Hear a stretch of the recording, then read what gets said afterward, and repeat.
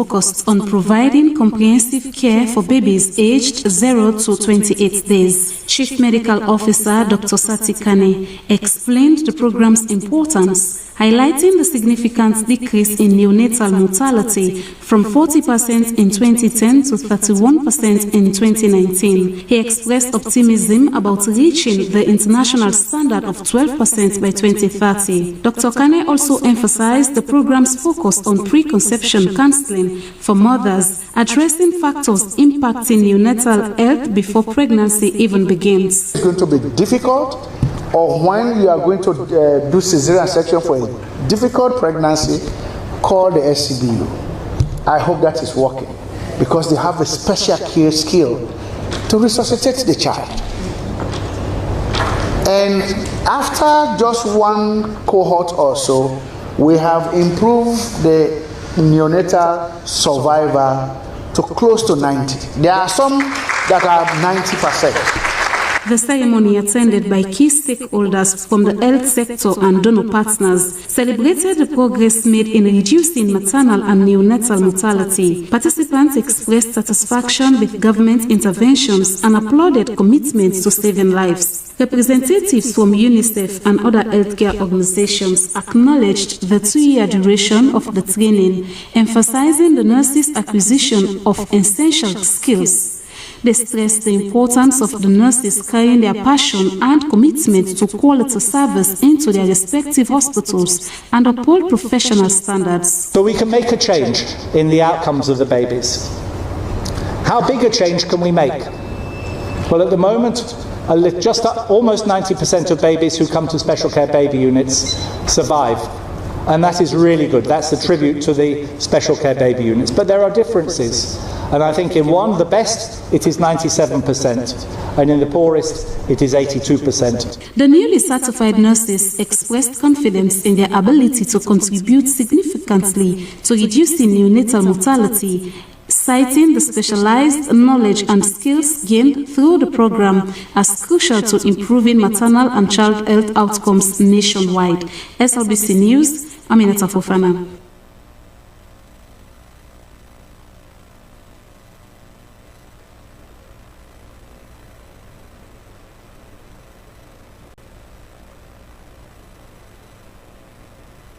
In furtherance with the Free Healthcare Initiative, the National Medical and Supplies Agency has commenced its 2025 first quarter free healthcare drug supplies at the Princess Christian Maternity Hospital, PCMH, and the Olajuwon Children's Hospital in Freetown. Emmanuel Samura was there and our reports. 2 trucks containing the essential free healthcare drugs were handed over to the management of the Princess Christian Maternity Hospital and the Olajuwon Children's Hospital. The supplies made by the National Medical Supplies Agency were the first quarter free healthcare drug supplies in 2025.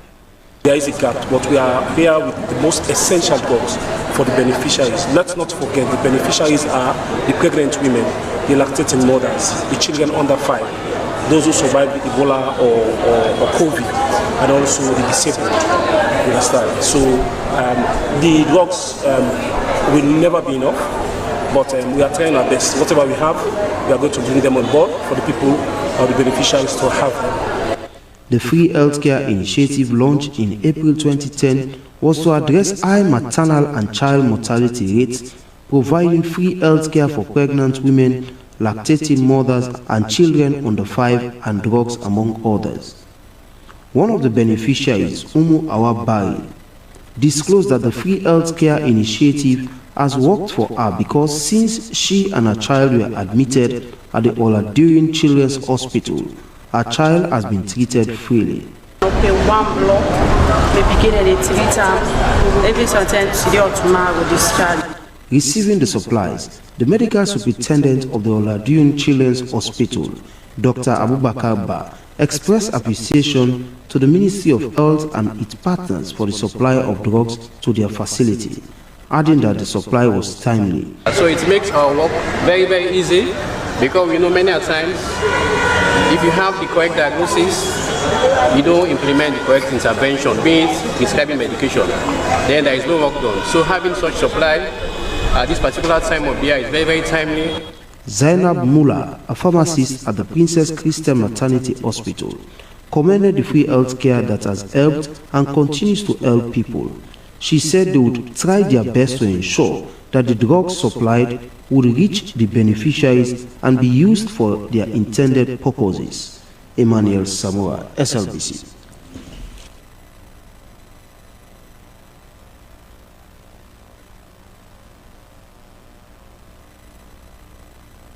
The main points again.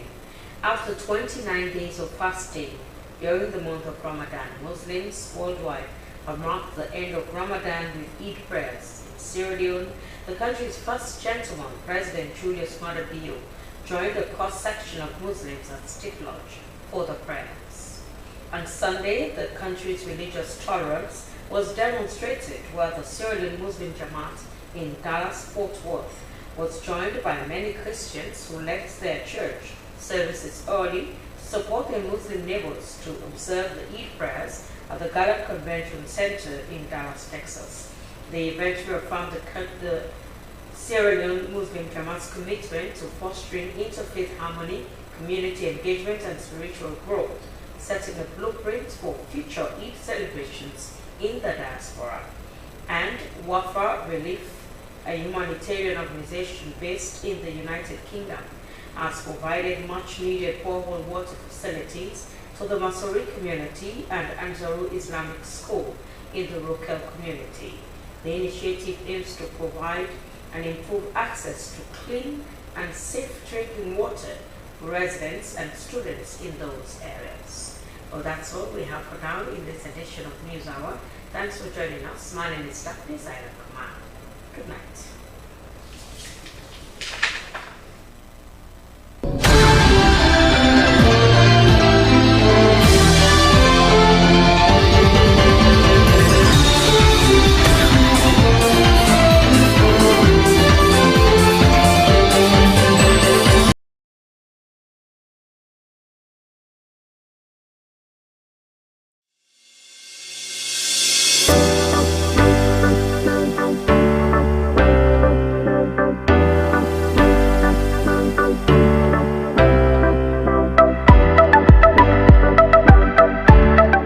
For the Zoom meeting today with the investor them? Yes, boss. I'm ready for the meeting today. And I don't download all the reports they sent to me on the internet. Make sure so you get super connection because I don't want one problem during the meeting. Everything is okay. Everything is fine. Counting on you, even though we're not in the same office. I will be with you every step of the way.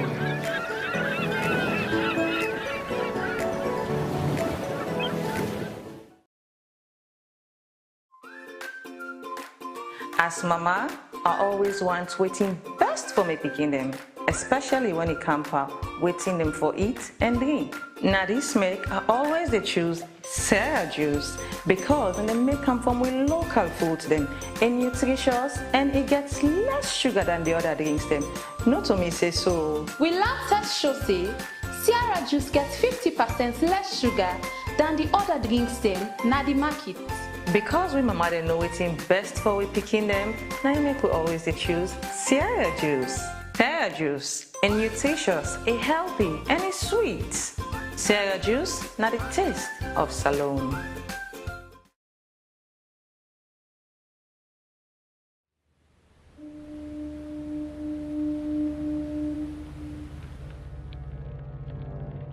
A place cannot produce poems. It can only not prevent them. And Freetown is good at that, for Freetown has its own sudden elegances. People are slow to leave it, quick to return. And there are others who come for a year or two and stay for a lifetime, sensing that they've found a city that is in the world, yet sufficiently on the edge of it to have a different resonance. Let me tell you something about this city.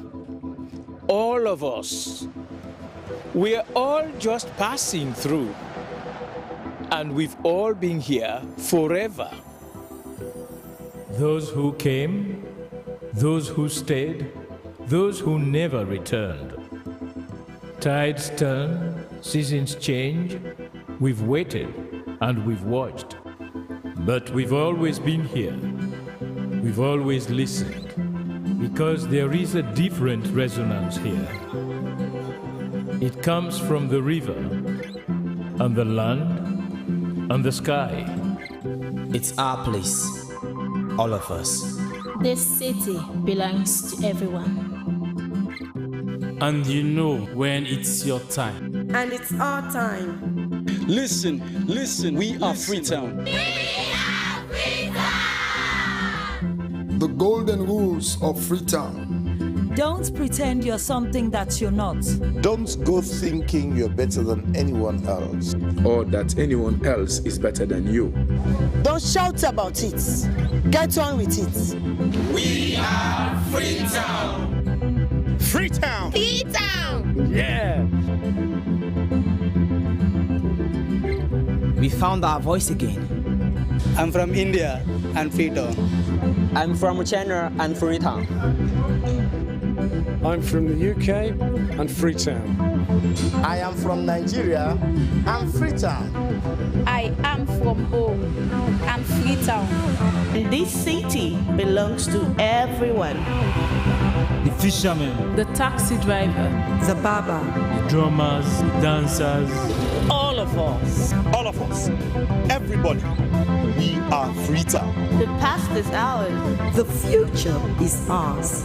It's our time again. And this city belongs to everyone. The playwright, the greengrocer, the teacher, the dog. This space is ours. This light is ours. The beaches are ours. The rivers now we own. The roads are ours. The bridges now we own. We are Freetown. We are all visitors and we've all been here forever. We've got the mightiest river. And the biggest sky. And there's a resonance again. Freetown. Freetown. We are proud of this place. We love this city. And we want you to love it too. We are proud of this place. Na pass we all dey pass like stranger dem, but we all don't dare from them.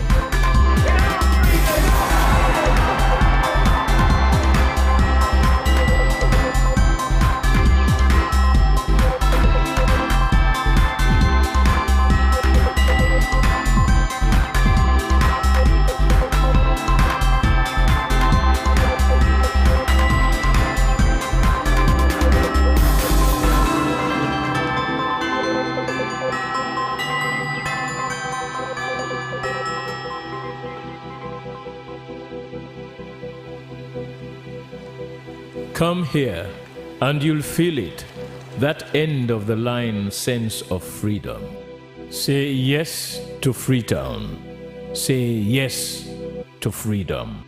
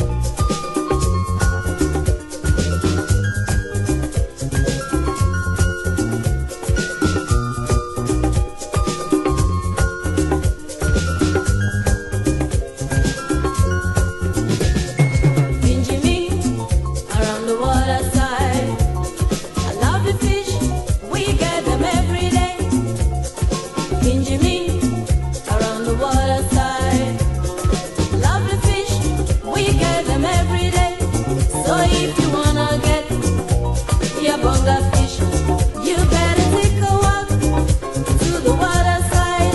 So if you wanna get your bonga fish, you better take a walk to the water side. Can you meet around the water side? Lovely fish, we get them every day. Can you meet around the water side? Lovely fish, we get them every day.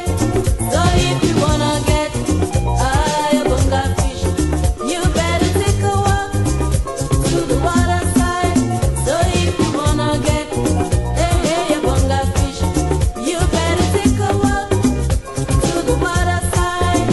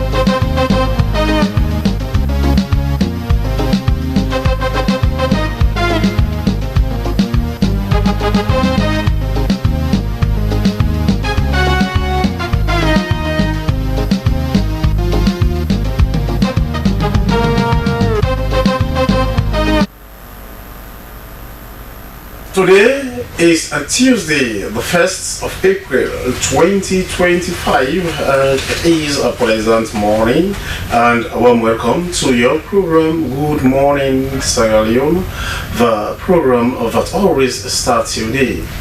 I am Shaku Smiler. Our quote of the day comes from Christina Decoliadis, a medical doctor in Wales, and it says, by separating the autism from the person, are we encouraging our patients, family members, to love an imagined non-autistic child that was never born, forgetting about the real person who exists in front of us? These are the wise words.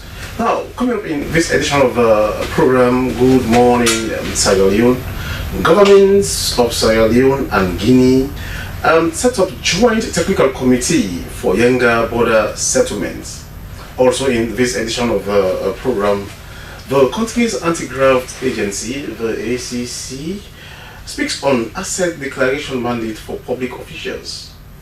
In this edition also, Sierra Leone joins other countries to celebrate or observe World Autism Day. All of these are more lined up in this edition of the program Good Morning Sierra Leone, live from a broadcasting house near England Vale in Freetown.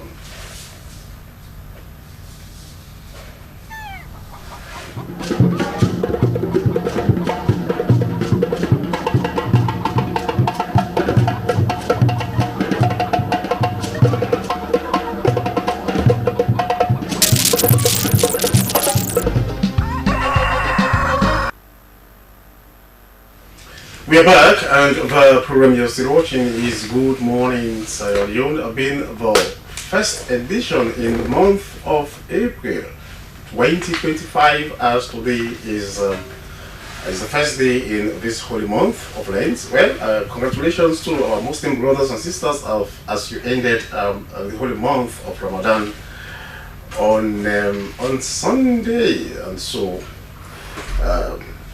thanks to those who observed this holy month, which is one of the 5 pillars of Islam. So congratulations to all Muslims who took part in that fast in fulfillment of one of the pillars of Islam. Now we continue with the program. Now, after decades of long-standing territorial dispute between Sierra Leone and Guinea over Yenga, well, the border, Yenga is a border village between Sierra Leone and Guinea. Now, a joint technical commission for the reaffirmation of the border has been established. But why the two countries coming together at this particular point in time for a joint technical committee to look at the impasse? Well, in our studios to talk more on this is the Director of Strategic Communications, Office of National Security, Abdul Karim Whale. Good morning, Mr. Whale, and welcome to the program. Good morning, brother Sumaila. Good morning, dear listeners. Now, this younger border conflict between Sierra Leone and Guinea, it has been playing hot and cold.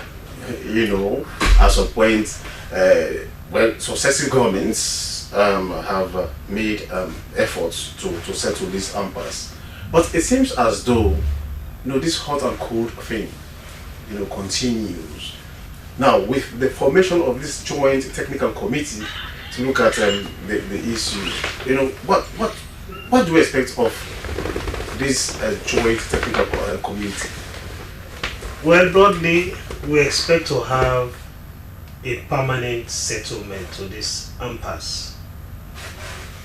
Yenga seems to be always active in our memories, rightly so, because it is what has triggered several other border infraction issues between Sierra Leone and Guinea. And this has been the case for the longest period, especially in the period after our civil conflict, 2023 to 2002, 2003, as the case may be. But realizing that as two countries, what binds us together far supersedes any considerations of division. The two governments of the two republics of Sierra Leone and Guinea have in 2023 constituted a technical committee jointly drawing from membership from Sierra Leone and membership from Guinea to reaffirm our common borders between Sierra Leone and Guinea. And this will not only speak to the issue of Yenga, but all other border areas that demarcate Sierra Leone and Guinea. And this is in line with the government's desire to foster peace, to further strengthen the good and existing bilateral relationship between the two countries, and for the benefit of especially the communities that are affected in the areas under discussion. And it is also in line with the non-aggression treaty which Sierra Leone signed up to with Guinea in 1974. It is even further in line with the ECOWAS 15th protocol, which speaks about the free movement, unfettered movement of goods and services across the border, as long as these movements follow due process and are not intended to cause any harm onto either of the countries. So in 2023, a joint technical committee was established and inaugurated by the governments of the two countries, drawing its membership from institutions that are very much germane to border security issues. In Sierra Leone, for example, we have people drawn from the mainstream security sector, the Office of National Security providing overall coordination, Sierra Leone Police, Republic of Sierra Leone Armed Forces, etc., etc. We have people drawn from the academia, Ministry of Land, Ministry of Foreign Affairs and International Cooperation, civil society, etc., etc., even the national ECOWAS and the warning. All of these bodies have been brought together to ensure that in line with the desire of the African Union Border Program, we use non-aggressive means to ensure that we resolve this impasse, including the Yenga situation. Okay, now, Mr. Will, you mentioned, the ECOWAS protocols of free movements of goods, persons, and services. ECOWAS was set up in 1975, and these protocols you are talking about, we are adopted in 1979. So, what has been the role of ECOWAS in all of these? So, because the thing is, these are protocols that we are adopted by member states, and they are supposed to be respected. Yeah. So far, I'm not aware of a situation where the movements of goods and services are hindered by either countries, except in extraneous situations or circumstances. Currently, but the thing is that you and I know that Yenga used to be very strategic when it comes to commerce among member states, especially among Guinea, Liberia, and Sierra Leone. In fact, according to history, traders were coming, as far from Mali. In fact, Mali, Ivory Coast, that place, Yenga is very close in terms of proximity to Kwendu. And Kwendu was an international market. Yeah, so it has affected trade.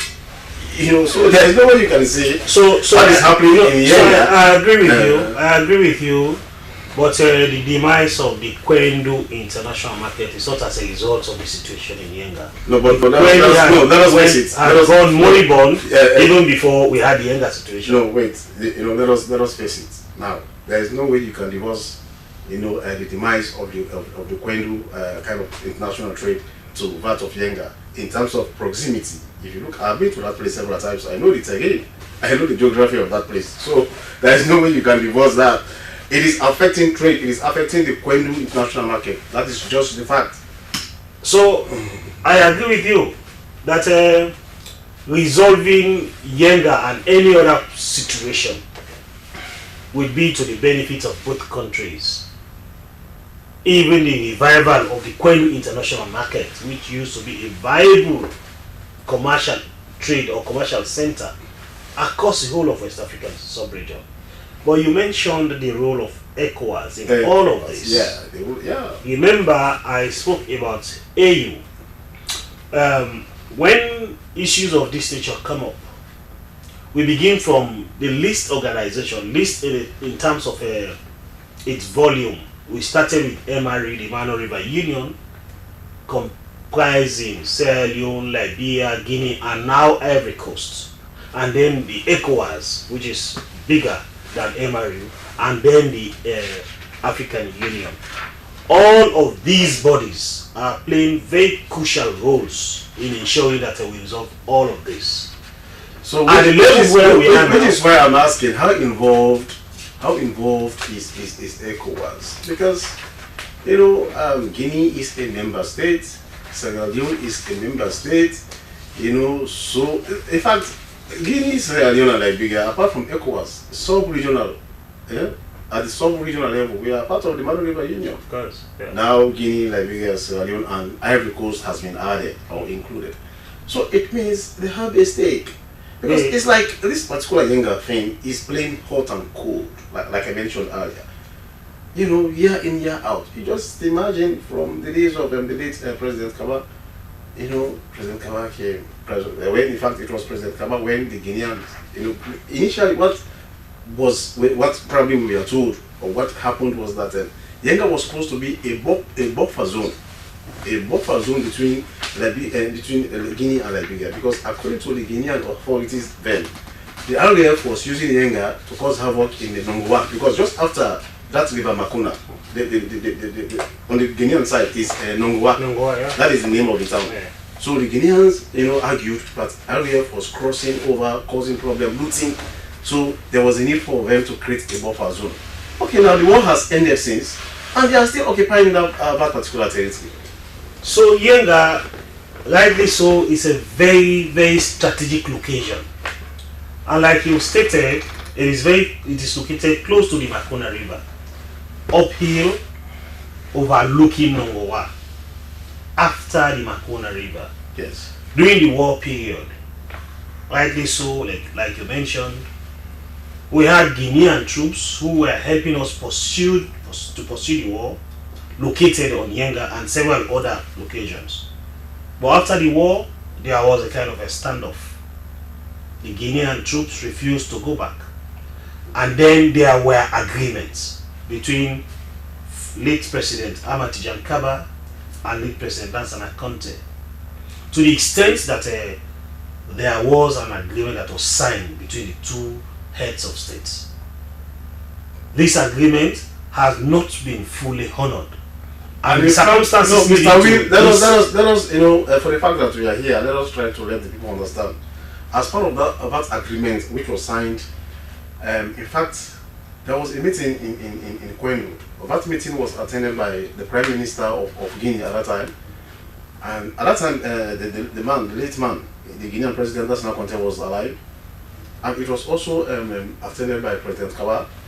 And the interim president of Liberia at that time, Judy Brand, I think that was his name. Judy Brand. Yes, yes. And it was made clearly that Yenga belongs to Sierra Leone. That is what you should know. Yeah. So why now this back and forth?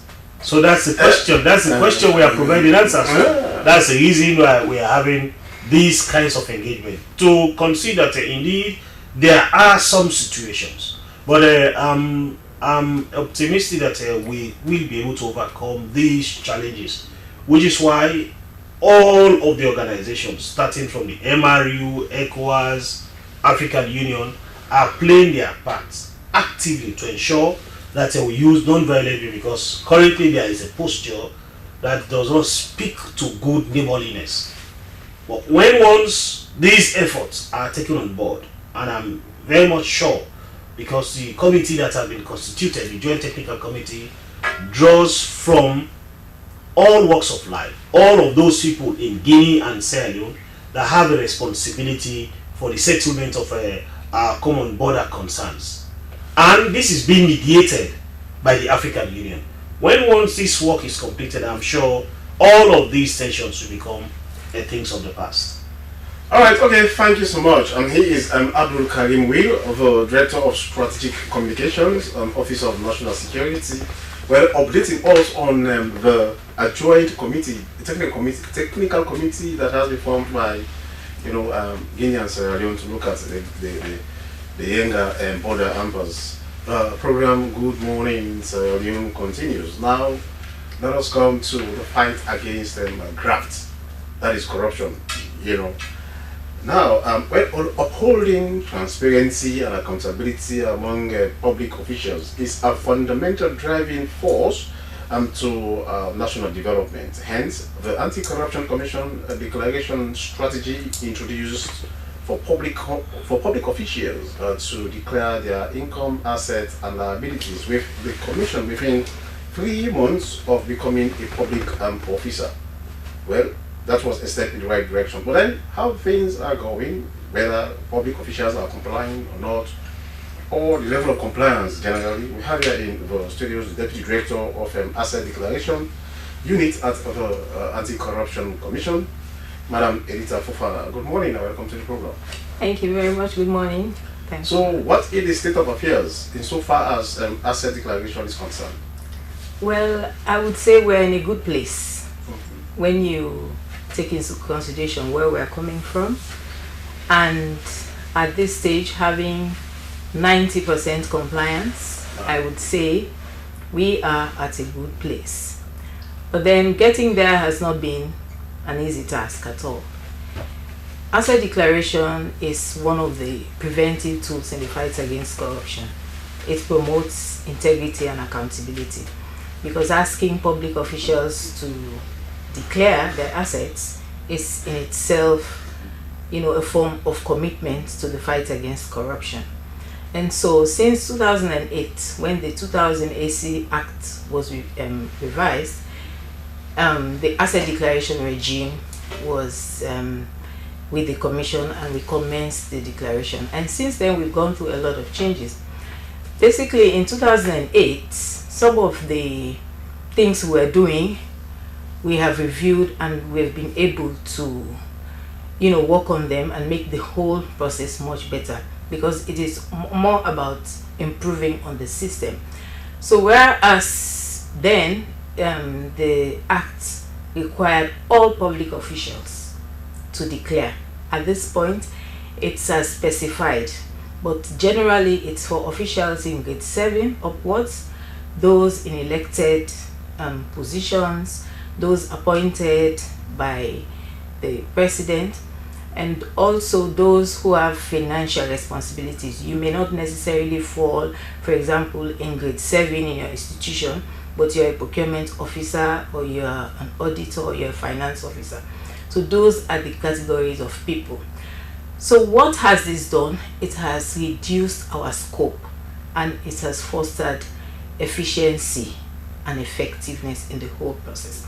So when you look at 2008 and 2009, when the system started, our target then was about 50,000 or more people. You can imagine, nationwide. And now our target ranges between 10,000 and for 2024 and 17,000 for 2023 and 17,000 for 2024. So our scope has been limited, and therefore we can see better results. As we're talking now, we are at a 92%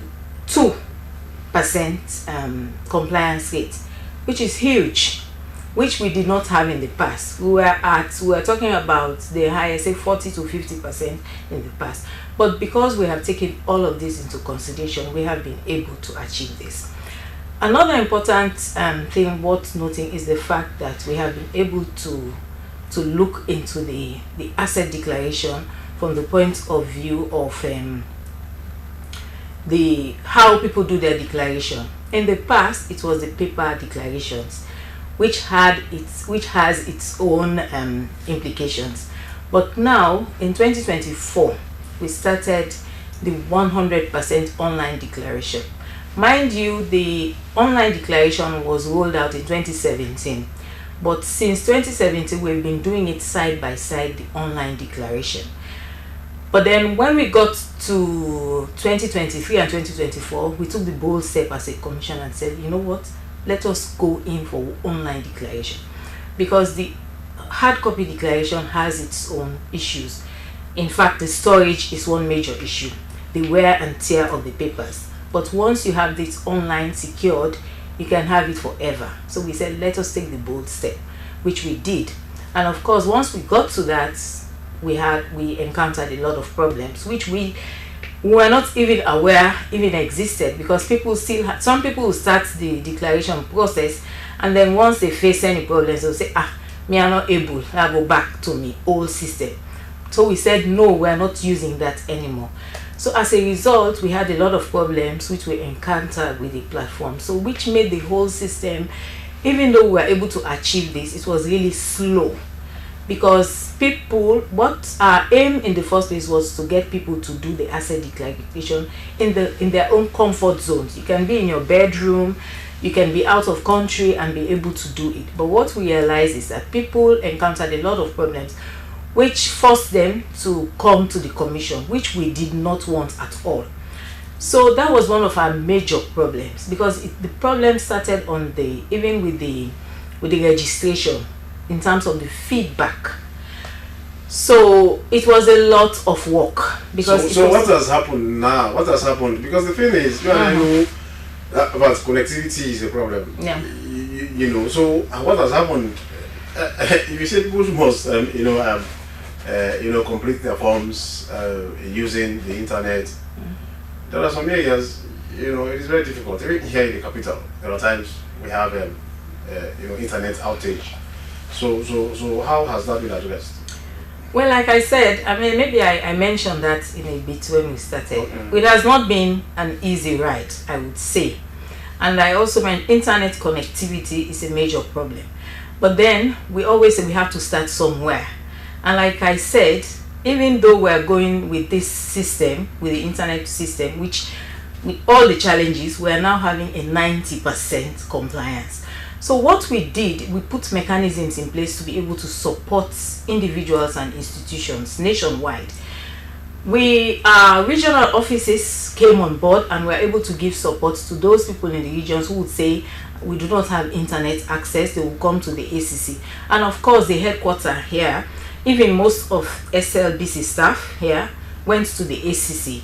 Because apart from the internet connectivity I mentioned, we also have user friendliness of the platform, which was also a challenge, which we tried like I said, it wasn't an easy process at all.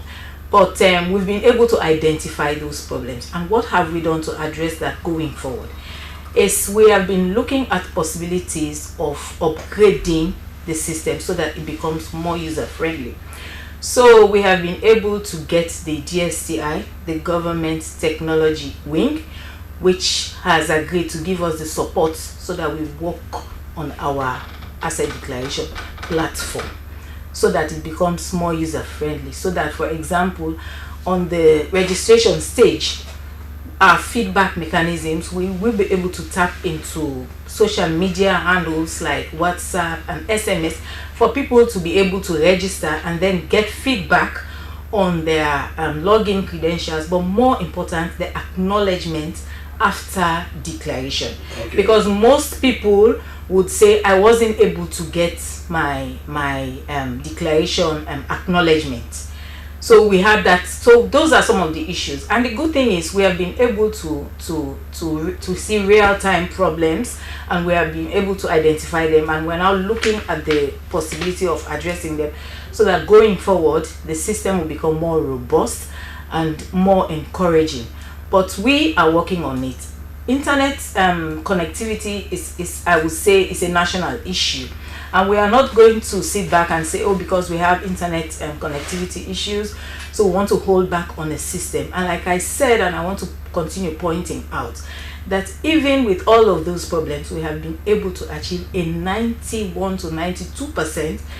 And we also have institutions where we have been able to achieve those institutions, including the ACC and the SLBC, 100%. It means all officials in those institutions were able to complete their declaration. No, seriously, which means your department is actually succeeding. If you can achieve over 90%, we are. Oh, so it means, you know, that is far above average.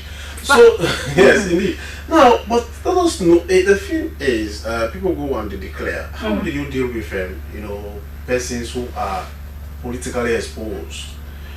You know, yes, that is declaration. Somebody comes and says, okay, these are my assets, you know, this is what I have. But how do you really ascertain honesty? You know, to say, okay, what this person has said is hard and fast. He or she is honest. You know, because somebody, I would say, okay, I have just a house or two. Probably I'm having more than 5. You know, how do you really ensure that what is in that form reflect what the reality is? Well, yes. Asset declaration is a test of integrity and accountability. It's an accountability tool. It's the asset declaration rests with the individual, regardless, as long as you're a public official and you're within the specified grades and categories you're supposed to declare. Now, when you do your declaration, it's an entirely personal declaration that you do. So when you do your declaration, the information is with the ACC. As I'm talking now, we have well over, taking into consideration 2017, when the online declaration started to now, we have millions of declarations. The ACC uses it for its own purposes, for investigation purposes, or as the request may come, we have it. But then, if you want to make sure that you use your asset declaration, make sure that what you give us is what is there. Because now that we have this beautiful data that I've spoken about, we are going to go a step ahead and do verification. So in that light, what we have done, the Commission has done, is to expand the unit to not just do asset declaration, but also there is going to be a verification and asset management team. That verification and asset management team will be responsible for doing exactly what you're asking about, to look at declarations. Because a lot of time, people will just give information, and if you don't check it, then it becomes, the outcome may not be what we are looking at. So we are looking at the people who will be able to do their declaration, and we will set up a team that will now do verification. So it's entirely up to you. If you come and tell us that my auntie's uncle, father gave me this house, it is upon you to be sure of what you're saying, because when the time comes, we should be able to get documents from you that indeed this property that was actually handed over to you. Or if you come and tell us at the beginning of your appointment that I have 500 million in my account when you don't have it, and the commission goes into your account, the verification, and goes and finds out that you don't have it, then we'll be left with no option but to assume that you put that amount in anticipation of having some more funds whilst you are in office. These are all some of the issues. So some of them have you in your investigations, you know, and since this asset declaration thing started, have you been able to kind of unearth like what you're suggesting now, that somebody comes and says, okay, I have 500 million leons in my account, and when he or she doesn't have such money, and then you go do your verification, and you come to realize that no, what this guy said or this lady said is not true. Have you ever unearthed such a thing? Well, I would say when doing investigations, because how we operate is that when the investigations team, they are doing profile of some public official, they will ask us for the information which we will provide. And indeed, the information that we provide has helped them whether to unearth or to corroborate whatever the person has said, and that would have helped in the investigations. And when the investigations go up to the courts, that information would also be provided to support the case. But it's very important, and it's best practice also to focus on verification, and that is why I said the unit is now expanding towards that. But yes, I would say it has helped us in our work.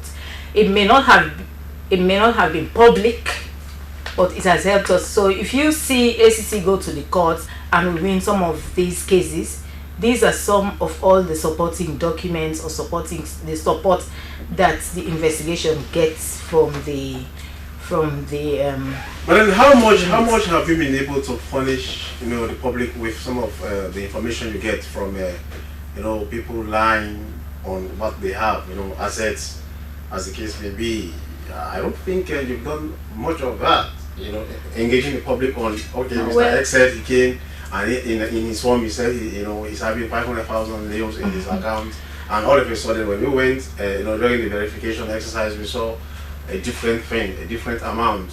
How much have you furnished the public on some of these things? No, we cannot furnish the public, because assets declaration in this country as at now ends at the declaration. We don't do disclosure of assets declared. We don't do we do not have the legal standing to provide that information. No, we do not have it until we have it. But in the meantime, we still use the opportunity, because we have the information at hand. We are going to use it to support our work as a commission, and we do it for investigative purposes. So until that time, when the law requires that we make public some of the or public assets declared, then we will do that. But as at now, it's asset disclosure in itself is a very tough area, and you do not just step into, even for those countries where asset disclosure, where people declare and they do disclosure, it has its own processes. So it's a very dicey area that we are careful, but as at now, no, we just use it for our own internal use. All right, okay, thank you so much. And she is the Deputy Director of Asset Declaration at the Anti-Corruption Commission, and she is Madam Editor Fofana. The program you're still watching is Good Morning Sierra Leone. We go for a very short break, and we'll be right back. Is in Kulenu's Ghana's original palm soup base, My soup is done, and its preparation, it is not difficult at all. In Kulenu palm soup base, it's easily done with no difficulties. Just take few ladles and your soup is done.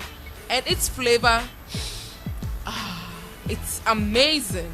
This is Inkulenu's Ghana's original palm soup base. And this is Inkulenu's Ghana's original spiced palm soup base. Iron fruit and turkey berries are naturally added. Also available brown gold natural cocoa powder, sunny gold brown sugar, neat fufu flour, shito, pisa, and moringa. All available at Nyami Ado Enterprise, 1 Lower Waterloo Street, Freetown. Inkulenu palm soup base. Ghanaian original taste.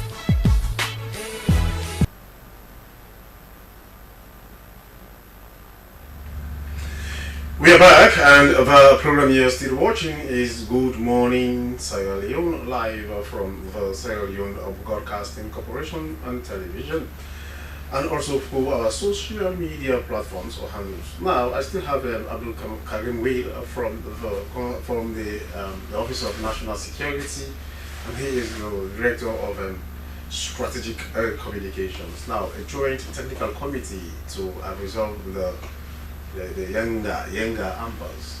Now, let us know the composition of this committee, this technical committee. I mean, on the side of the Guineans and part of Sierra Leone.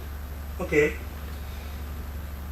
As the name implies, it's a technical committee and it is joint. What we have here as membership is what they have there as membership. Yes. And the membership. Not the name. Yeah, I know. The membership is broad-based. It draws from various walks of life, starting from mainstream security sector. For example, in Sierra Leone, we have the Office of National Security, which provides the overall coordination. We have the Sierra Leone Police, the Republic of Sierra Leone Armed Forces. Then we also draw from the academia, Frabi College specifically, for our archives, the National Archives. We have civil society. In this particular context, we have the Makona River Organization. We have the Ministry of Internal Affairs, the Ministry of Local Government. We have the Ministry of Information and Civic Education. We have the Ministry of Foreign Affairs and International Cooperation. And we have cartography to ensure that every person that has a role to play is represented on that committee. And like I've stated, what we have here as a composition is the same that they have there as a composition. The technical heads of both joint committees are drawn from the mainstream security sector institutions or government body that is responsible for border demarcation. In Sierra Leone, we have the Chief of Staff in the Office of National Security, who is the Chief Technical Head. And in Guinea, they have the Director, the National Director for Borders and Liberties, Mr. Moriba Magatsuba. And they are representing the various governments in that committee, to ensure that whatever decision is reached at by the technical committee is one that resonates with the political leadership. Because in all of this, what the technical committee is doing is to gather all of the evidences, all of the things that are required for resolving or reaffirming our borders for the attention of the relevant players. So what's the argument on our side? You know, I'm not now speaking as a journalist, but as a Sierra Leonean, you know, on our side, because you know it is acceptable, you know, even in the practice of journalism. But during emergencies, you know, ethics but journalism is constrained, because this is not about being a nationalist or a patriot, as the case may be. Now, tell us, what are you going to take to the table? What is your argument? Okay. Because the thing is, there have been, you know, a kind of understanding, and you know, that Yenga belongs to Sierra Leone, and now this thing has been dragging, and now we've reached a point wherein technical committee has been formed, wherein you guys are going to discuss. So what actually are you going to discuss? So it is good that the Yenga question keeps popping up, but it's also important to know that this mission is not only to look at Yenga, but it's to look at all other border infractions. By our estimation, we have over 35 other areas that we consider as infractions by our counterparts. And so, resolving all of this, including Yenga, is the aim, overall objective. So what are we taking? So in other words, you just said something that we need to probably discuss in a few minutes. So you are saying a place which is being discussed, but that is the palpable discourse. Yeah. There are other areas that are also being encroached upon by the Guineans. By our estimation. Okay. By our estimation. Okay. About So Yenga is the much talked about. Yes. A crossing point. Yes. But this one goes beyond Yenga. It goes beyond Yenga. Tell us more. That's the point. So tell us more. I'm saying Guinea is a country that we share borders with the most, starting from the Melekure River, from Cambia district, onto Kabala, onto Kailaun, the entire border line we share with Guinea, both in terms of our land borders and even our maritime borders.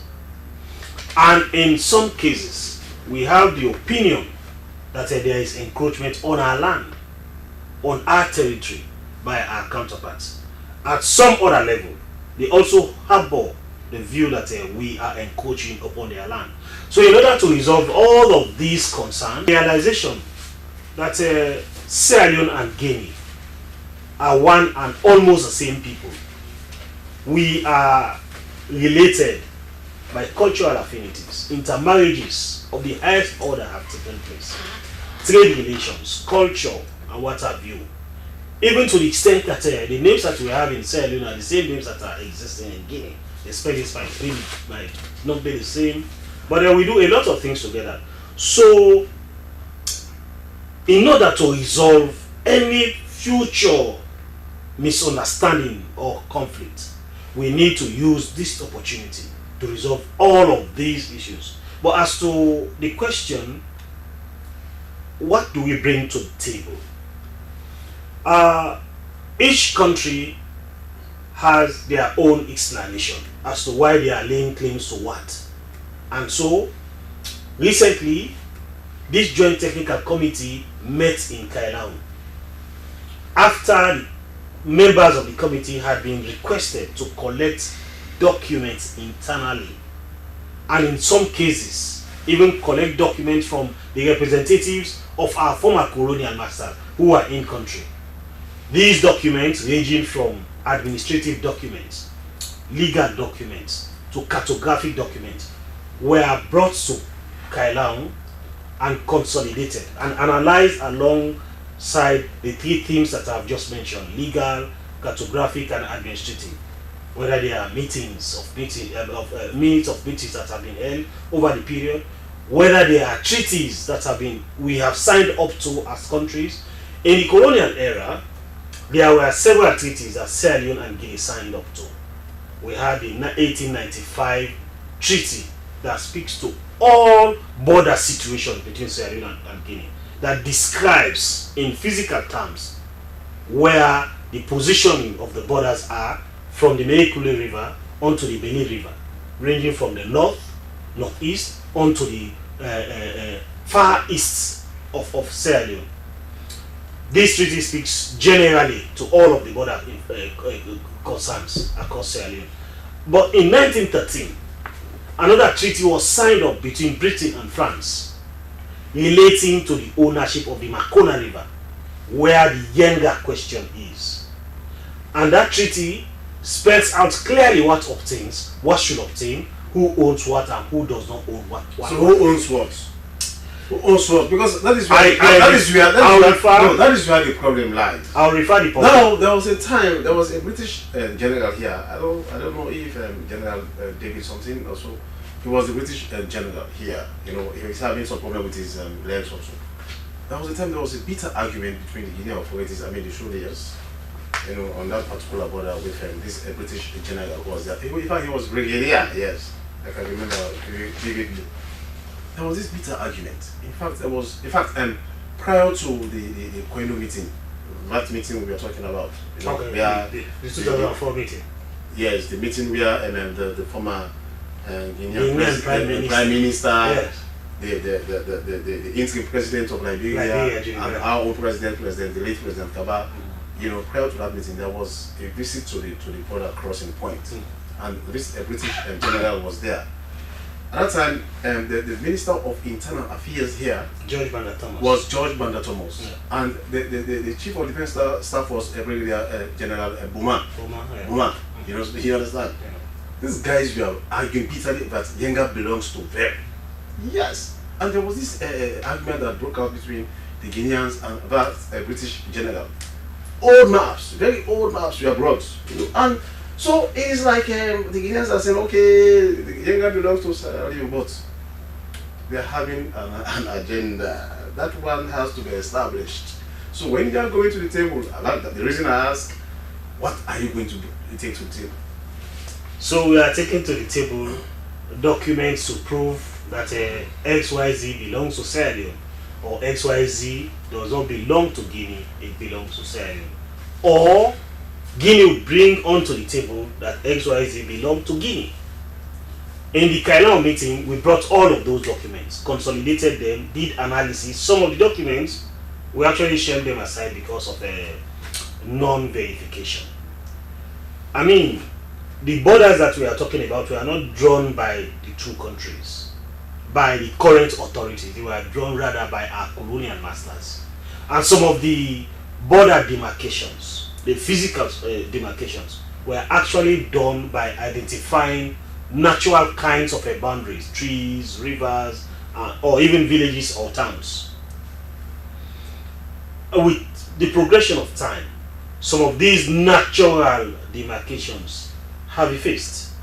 And so what we are doing is to reaffirm, to reconfirm, to verify that what we used to have as a remark corner here, as a village separating Guinea and Sierra Leone, is the same remark corner that we still have here in any part of the country. Or that river that was made reference, that has been made reference to in the agreement, is the same river that we still have there. But the thing is that I know, so, you've been to Yenga, right? Yeah.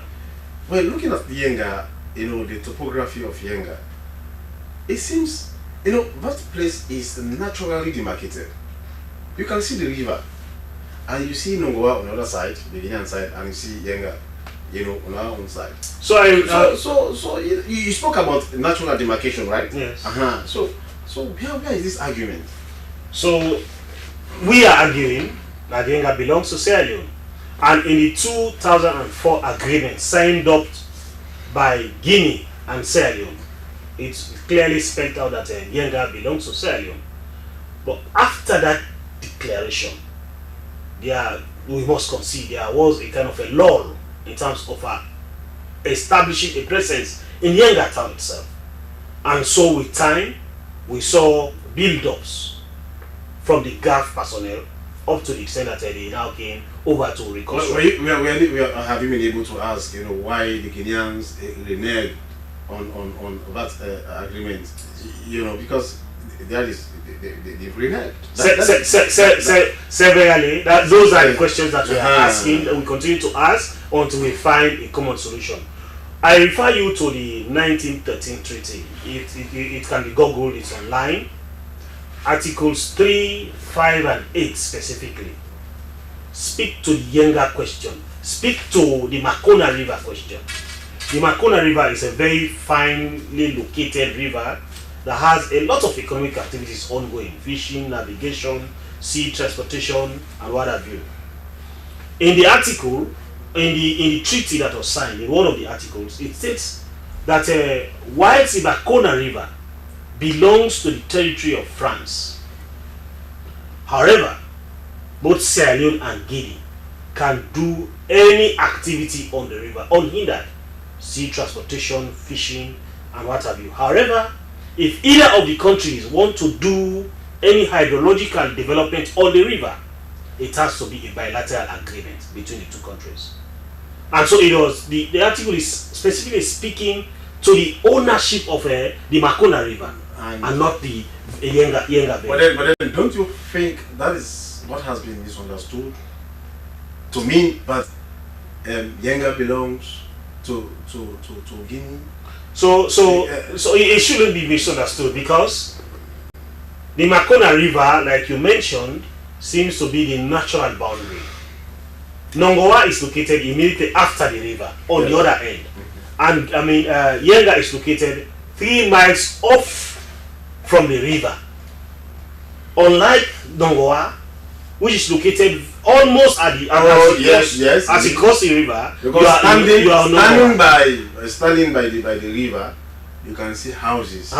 You can clearly see Nongoa. Yeah. But on the other end, on our parts, which we consider to be Kisiten Chiefdom in Kailao district, you have about 3 miles off the river where you have Yenga village located. It's a very small village. And we only hope that the commitment that have been shown so far, the desire of all of the parties, the governments of both countries, that is the reason that we continue to appeal to residents in those communities to continue to exercise patience. Because it's like ailment. It comes overnight.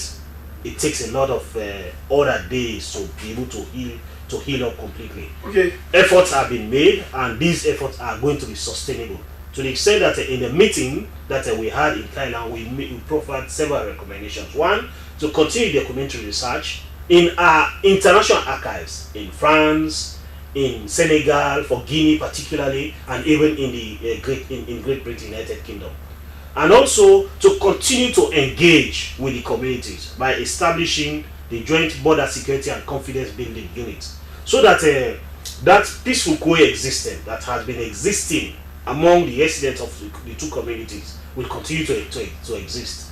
And the committee will continue to meet just to ensure that we sanitize all of the concerns. So once we now agree that these are the demarcations, they will now advise our respective governments on the need for them to sign up to a new treaty. All right. Okay. Thank you so much, Abdul. He's Abdul Karim Will, the Director of Strategic Communications, Office of National Security.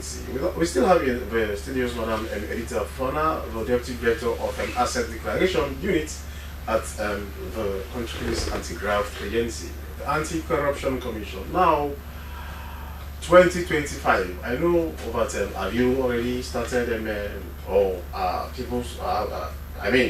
public officials, have they started filling the forms? Well, according to the revised act, 2025 declarations are now done every 2 years, biannually. Oh, every 2 years. Okay. So when you do your the last 2024 was a declaration year, and so this year is not a declaration year at all. Oh, okay. So all those the next expected time of declaration will be in 2026, which is next year. But then we have been able to get to the point where the good thing about the digital system is that almost everybody is now on the platform.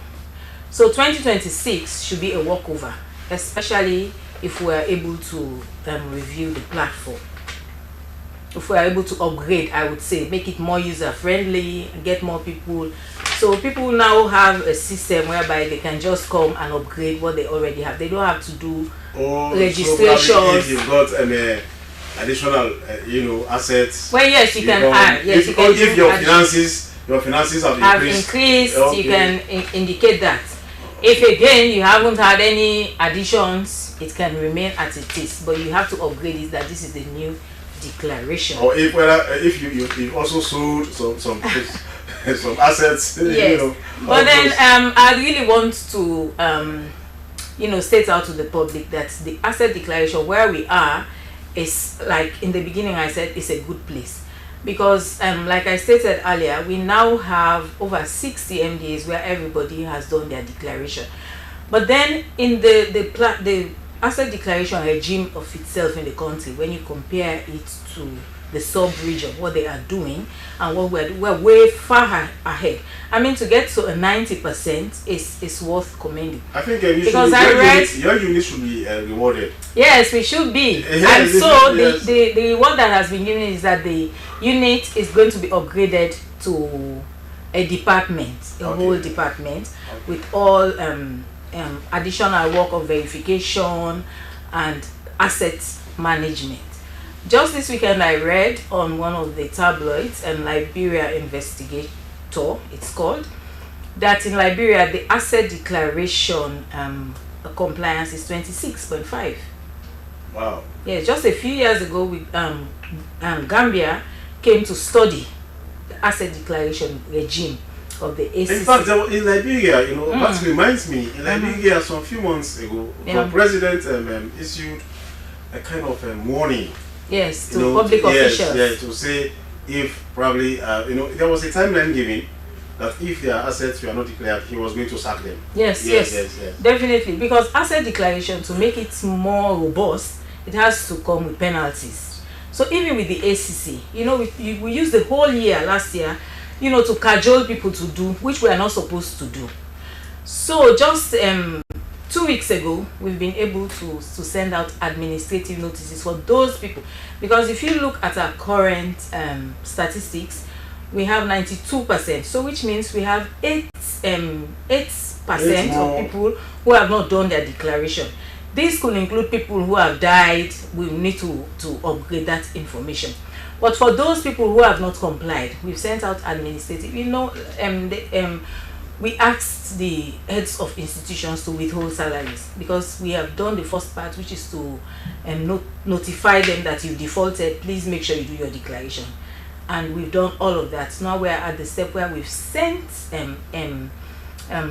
to the bodies, the accountant general for MDAs that get their salaries through the accountant general's office, and for those institutions who get their salaries, who are income generating, who pay their own salary, do not do your declaration, you'll be suspended and eventually dismissed. Okay, all right. So it comes with the penalties also, which we are trying to implement. All right, okay, thank you so much. She is Editor Fofana, the Deputy Director of Asset Declaration at the ACC.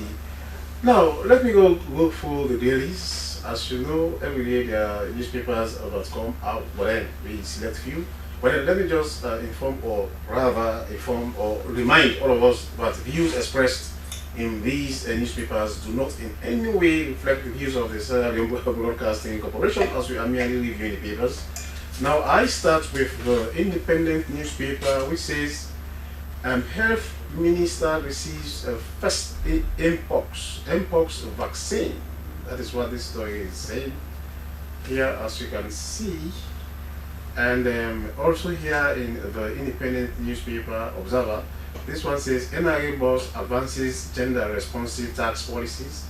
Sierra Leone and Guinea present border documents in Kailau. Well, I think that was what, not even I think, that was what Mr. Will was talking about, the meeting in Kailau. Now I move on to the exclusive newspaper. And the exclusive newspaper says, Anes spits fire. Here they are referring to the former president of the Republic, Anes by Kuruma, doctor. Also with the exclusive newspaper, power comes from God. I'm no more interested to rule Sierra Leone once 2028 APC flag their aspirants. I think that is Kamara doctor. Or it continues with the story with the former president. Also here, Slbc rerun elections, timeline out. Okay, from the exclusive newspaper, it is the Concord Times, which says, disabled factions fight over Snowdy headquarters. Wow. Opposition MP recognizes RC Bank as a leading state-owned enterprise. VP turns sword for construction of a postgraduate college for administration and pedagogy. Well, teaching or lecturing. This one says, well, there are many stories in the Concord Times. You can go and grab your copy if you want to know more. And there are also sports stories, at the back of each of these newspapers. The Aoko newspaper now, the Aoko says Sierra Leone and Guinea strengthen border cooperation with a landmark agreement. Bank governor makes history. Stevens leads from Kenema in bold remote work experiment. We're still with the Awoko newspaper. Awoko says MBSSC rolls out nationwide first aid training to strengthen school safety. These are some of the stories you can see in the Awoko newspaper. Well, the final, though not the least, is the Awareness Times. And Awareness Times says Egypt and Sierra Leone strengthen diplomatic and economic cooperation. As they urged the new appointees to look into critical national issues, opposition MPs back 5 new nominees. Kenema boss wants gender inclusive tax policies at the United Nations. Still with the Awareness Times newspaper, Dr. Yun Keller and Chinese ambassador discuss energy cooperation and investment. Minister Dembi highlights healthcare advancements at groundbreaking ceremony. These are some of the stories you can see in the Awareness Times newspaper. Well, as we are about to go, I still have my guest here in the studios. I have Madam Edita Fufana, Deputy Director of Asset Declaration at the Anti-Corruption Commission, and also Abdul Karim Will from the Office of National Security. Now, Abdul Karim, finally, do you see a light at the end of the tunnel insofar as the work of this joint technical committee on Yanga is concerned? Very much. Are you very hopeful? Very much hopeful, very much optimistic, because what is happening is to look at the entirety of all of the concerns. It's holistic. It's not done now in piecemeal. And I must state that our former colonial masters who drew the border lines are also willing to support the process. GIZ is providing the finances. African Union is also supporting. It is about strengthening cross-border cooperation, because that is what we need for even the improvement of trade relations, security across the border.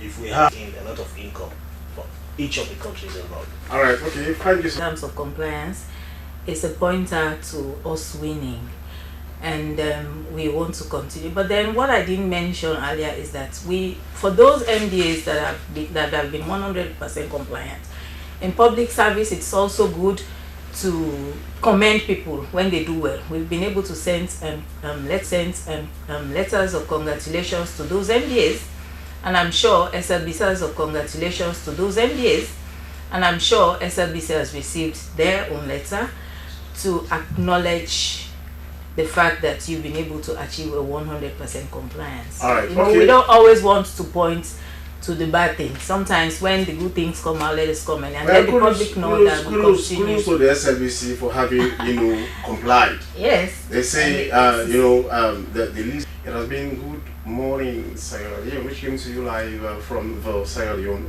Broadcasting Corporation. Many thanks to my production team, especially producer William Wise. I am Sheku Smela saying goodbye and have a splendid day.